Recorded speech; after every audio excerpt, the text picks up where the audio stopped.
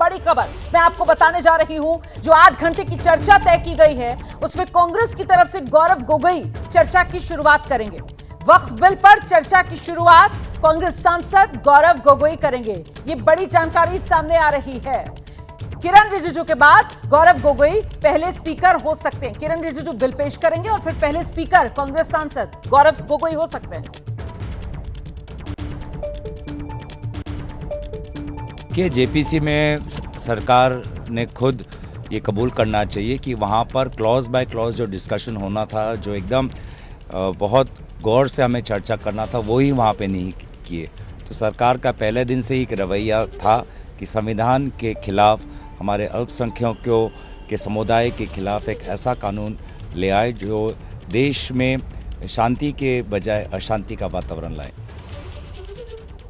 तो ये वो लाइन है जो कांग्रेस की तरफ से ली जा रही है। ये वो लाइन है जो पूरा विपक्ष एक सुर में आलाप रहा है कि साहब ये जो बिल है वो एक समुदाय मतलब मुसलमानों के खिलाफ है। हालांकि सरकार की तरफ से कहा जा रहा है कि ये जो बिल है वो गरीब, पिछड़े, पसमानदा मुसलमानों के हक में सरकार लेकर आ रही है।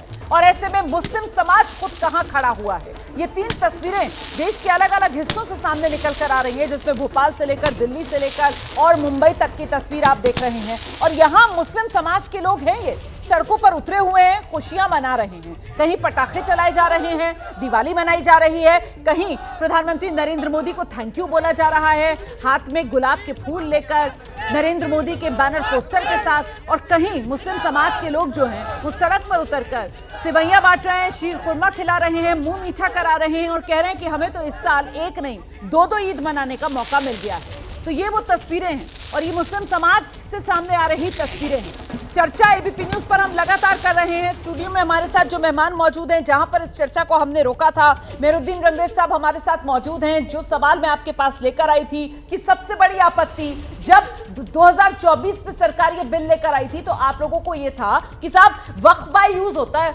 सरकार इसी को बदल रही है। तो अब तो सरकार ने कह दिया ना कि ठीक है 2025 तक वक्फ बाय यूज जो था वो जारी रहेगा, आगे के लिए वक्फ बाय डीड लेकर आ रही है, जैसा कि पूरे देश में होता है। देखिए रोमाना जी, जिस तरीके से डिसेंट नोट जो है वो हटाए गए, उससे जेपीसी में जो लोगों ने अपनी राय दी और जितनी भी हमारी मुसलमानों की जितनी भी तंजीमें हैं, जो बड़ी बड़ी तंजीमें, और 20 करोड़ मुसलमान जब नहीं चाहता कि हमारे इस वाले ये बिल लेकर आए सरकार, मगर ये सरकार तानाशाह सरकार बन गई है। ये लगातार इस तरीके से तुष्टीकरण के, पहले मुस्लिम तुष्टीकरण होता था, अब हिंदू तुष्टीकरण के तहत जो है भाजपा इस तरीके का, और ये हमारी संपत्तियों को छीनने के लायक बिल है। और मैं कह रहा हूँ कि बार बार कहते हैं, मैं बताता हूँ ना, नहीं कुछ लोग हैं जो इस तरीके की जो राजनीति भाजपा लगातार कर रही है। क्या इन्होंने ये अपने मैनिफेस्टो में ये वादे किए थे? जो इन्होंने वादे किए थे वो तो ये पूरे नहीं कर पाए।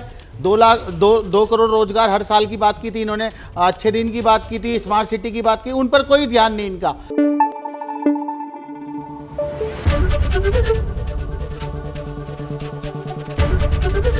एबीपी न्यूज आपको रखे आगे।